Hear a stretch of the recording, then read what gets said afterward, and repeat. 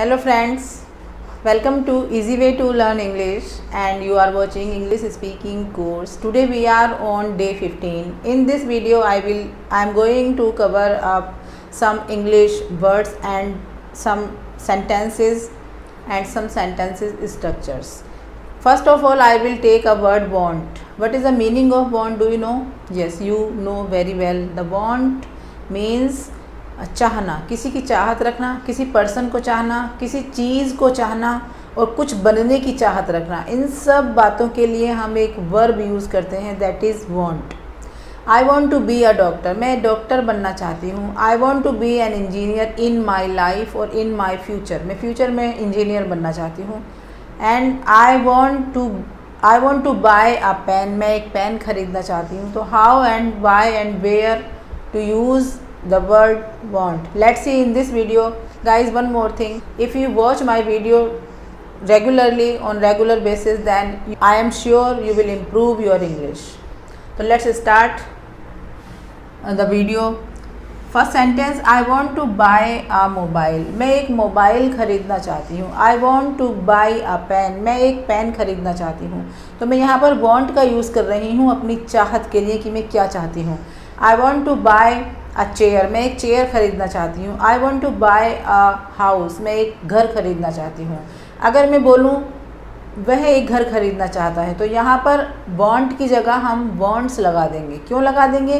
क्योंकि मैं के लिए स्पेशल ट्रीटमेंट होता है। मैं, वी, यू, दे आर, हम इनको इन सब्जेक्ट्स को कुछ स्पेशल ट्रीट करते हैं क्योंकि ये प्लूरल में माने जाते हैं। ठीक है, फर्स्ट पर्सन के प्लूरल और थर्ड पर्सन के प्लूरल और फर्स्ट पर्सन और second person and plus third person के प्लूरल, इनके साथ हम वर्ब की फर्स्ट फॉर्म में और वर्ब की बेस फॉर्म में एस या एस नहीं लगाते हैं। अब मैं बात करूं कि वो एक घर खरीदना चाहता है, तो शी वॉन्ट्स टू, अब मैं यूज़ करूंगी वांट की spelling WANTS।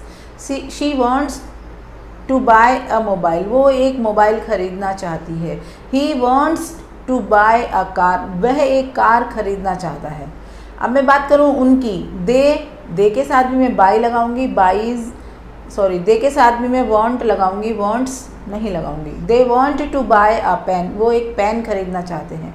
They want to buy a scooter, वो एक स्कूटर ख़रीदना चाहते हैं। ओके गाइज, नेक्स्ट अगर मैं बोलूँ कि मैं कार नहीं ख़रीदना चाहती हूँ, तो मैं आई के साथ डू का यूज़ करके बनाऊँगी। I don't want to buy a car, I don't want to buy a chair, I don't want to buy a pen. Okay, next अगर मैं बोलूँ कि वो एक घर खरीदना नहीं चाहता है, देन ही, अब डू नहीं आएगा, अब डज आएगा। ही डजंट वांट ही रहेगा, अब यहाँ पर एस नहीं लगेगा। He doesn't want to buy a car, he doesn't want to buy a scooter. He doesn't और does not, both are the same words.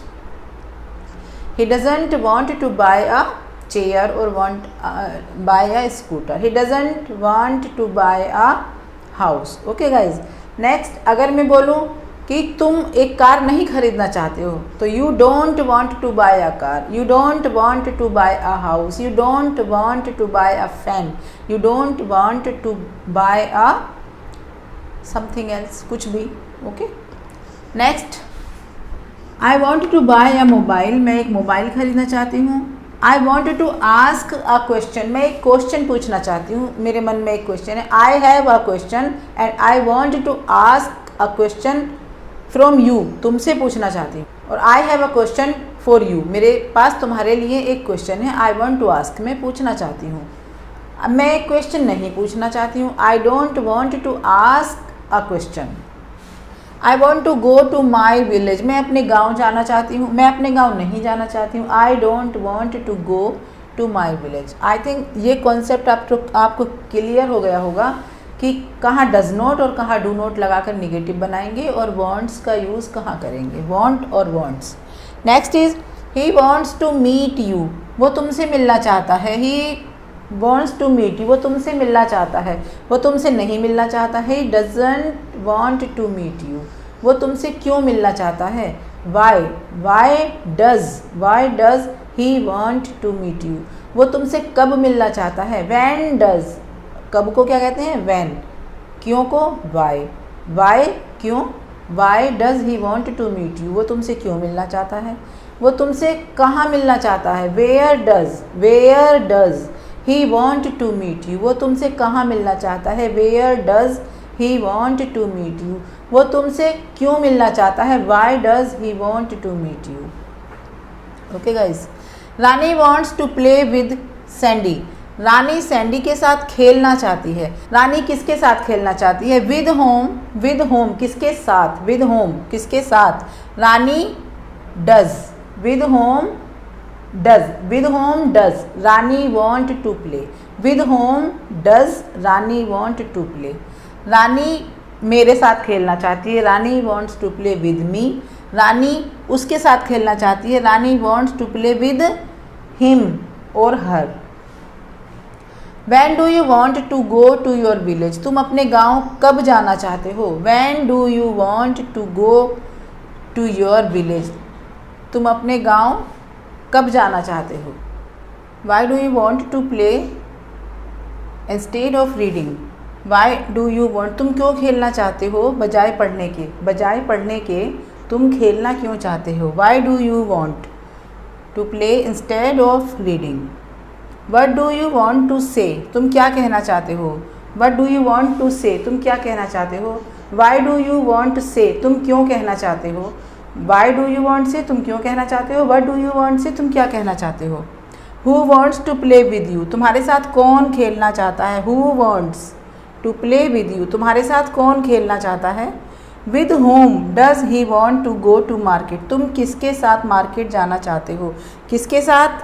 With whom, तुम्हारे साथ कौन खेलना चाहता है? Who wants, तुम क्या कहना चाहते हो? What do you want। तो देखा गाइस आपने, when कब, where कहाँ, why क्यों, what क्या, who कौन, with whom किसके साथ। ओके। हम अपनी डेली लाइफ में बहुत सारे सेंटेंस ऐसे बोलते हैं जैसे कि काम आज रुका हुआ है, ये कपड़े धुले हुए हैं, तुम्हारे खिलौने बिखरे हुए हैं, तुम सोए हुए हो, इस तरह से बोलते हैं। तो हम इनको कैसे फ्रेम करेंगे, इनकी इंग्लिश क्या होती है, चलिए देख लेते हैं। आई एम स्केयर्ड ऑफ यू, मैं तुमसे डरा हुआ हूँ। I am scared of you, मैं तुमसे डरा हुआ हूँ। मैं बिल्ली से डरी हुई हूँ। I am scared of cat, मैं बिल्ली से डरी हुई हूँ। मैं इस सांप से डरी हुई हूँ। I am scared of this snake. This road is bent, bent होता है मुड़ना, इसकी फर्स्ट फॉर्म होती है bent and bent. This road is bend, ये जो छड़ है या ये जो रोड है या जो लकड़ी जो भी कुछ है, दैट इज़ बेंट, ये मुड़ी हुई है। दिस रोड इज़ बेंट, ये मुड़ी हुई है। This rope is tied, tied, this rope is tied, ये रस्सी बंधी हुई है। दिस रोप इज़ टाइड, ये बंधी हुई है। दिस डॉग इज़ टाइड, ये डॉग बंधा हुआ है।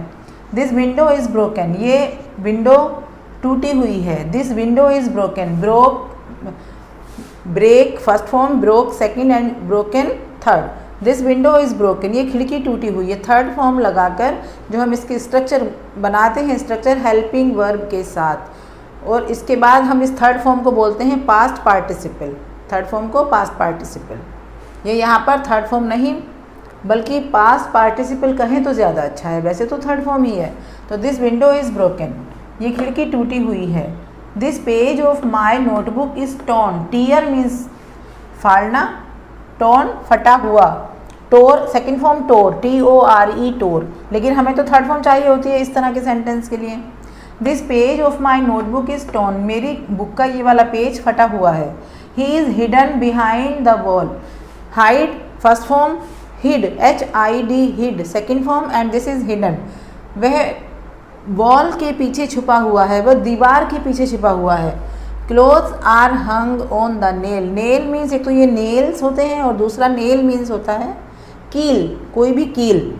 Clothes are hung on the nail, जो कपड़े हैं कील पर टंगे हुए हैं। हैंग फर्स्ट फॉर्म और हंग सेकंड एंड थर्ड फॉर्म, इसका मतलब होता है हैंग टंगना और हंग टंगा हुआ, और दिस इज़ ऑल्सो टंगा हुआ। तो कपड़े कील पर टंगे हुए हैं। One more hang we have, इसकी जो सेकंड फॉर्म होती है this is hanged, and third also hanged. आपने सुना होगा जब फांसी की सज़ा दी जाती है देन ये वाला हैंग यूज़ किया जाता है। He is hanged till death, जब तक उसकी मतलब ये इसका मतलब होता है फांसी की सज़ा देना। और ये वाला जो होता है इसका मतलब होता है टांगना। हम जब भी कपड़े टांगने की बात करेंगे तो ये वाली थर्ड फॉर्म लगाएंगे, हंग और हैंग और हंग। ये वाला बहुत कम यूज़ होता है, जो कि सिर्फ फांसी की सज़ा के लिए यूज़ किया जाता है, और इसकी सेकंड थर्ड फॉर्म ये होती है hanged, hanged. He is beaten, he is scolded today, वो आज पिटा हुआ है, वो आज डटा हुआ है। Beat, beaten, beaten. Scold, scolded, scolded. Her toys are scattered. Scattered means कोई चीज़ बिखरी हुई होती है, सॉलिड चीज़। लिक्विड अगर बिखरी हुई है तो उसके लिए आएगा स्पिल्ड, और सॉलिड को हमने बिखेर के रखा हुआ है, कमरे को मैसी कर रखा है, then scattered. Her toys are scattered. Milk is spilled here, दूध यहाँ बिखरा हुआ है। Milk is spilled here. I am very tired, मैं बहुत थकी हुई हूँ। वेरी टायर्ड के लिए हम एक वर्ड यूज़ कर सकते हैं एग्जॉस्टेड, मैं आज बहुत ज़्यादा थकी हुई हूँ। Construction work is stopped today, और construction is stopped today, construction work आज रुका हुआ है। ओके गाइज, हमारा एक पैराग्राफ चल रहा है, आज हम कंटिन्यू करने की कोशिश करते हैं उसको। Let's start. I had no doubt he was very strong, कोई भी शक नहीं था, मुझे कोई शक नहीं रहा कि वो बहुत स्ट्रोंग था। Who is I? I was the person who was there in the shop. Let's start the story. I had no doubt he was very strong. अब कोई भी शक नहीं था, मुझे कोई डाउट नहीं था कि वो बहुत स्ट्रॉन्ग था। कौन? वो जो दो पर्सन आए थे, जो टू मैन आए थे शॉप पर, उन दोनों में से जो एक था जो कि अपनी मसल्स को देख रहा था कि मैं बहुत, और अपने आप को पहचानने की कोशिश खुद से ही कर रहा था। दैट वॉज वेरी स्ट्रॉन्ग, तो ही थॉट, वो सोच रहा है जो शॉप पर गया हुआ था कि no doubt he was very strong. I was so overwhelmed. Overwhelmed का मतलब होता है घबरा जाना या एक्साइट होना, बहुत ज़्यादा, मतलब अपनी सुध-बुध में ना रहना, अपने सेंस को खो देना। जब हम इस तरह से हाई पर हो जाते हैं then it is called overwhelmed. अब वो खुशी से भी हो सकते हैं, वो दुख से भी हो सकते हैं, घबरा कर भी हो सकते हैं। तो वो बहुत ज़्यादा एक्साइटेड या दुखी था बाय द सडननेस, बहुत ज़्यादा चौंक गया था उसकी उस एक्टिवनेस से कि वो कितनी जल्दी से वहाँ आया। सडननेस, अचानक से जैसे उसने काम किया, उस काम करने के तरीके से। Of the events that the next thing I knew, वो उस घटना से समझ गया कि कितना जल्दी उसने काम किया था। और नेक्स्ट पल ही उसने क्या किया, I knew I could not move my hand, और उसे लगा कि अब वो अपना हाथ नहीं हिला सकता था।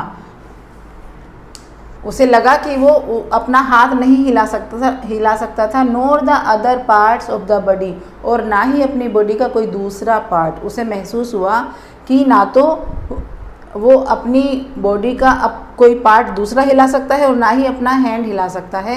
I knew I couldn't move my hand NOR the other parts of the body. I was held vice like grip. Vice का मतलब होता है बड़े गंदे तरीके से पकड़ा हुआ, मतलब वाइस अच्छी तरह से दुख देने के लिए किया हुआ काम।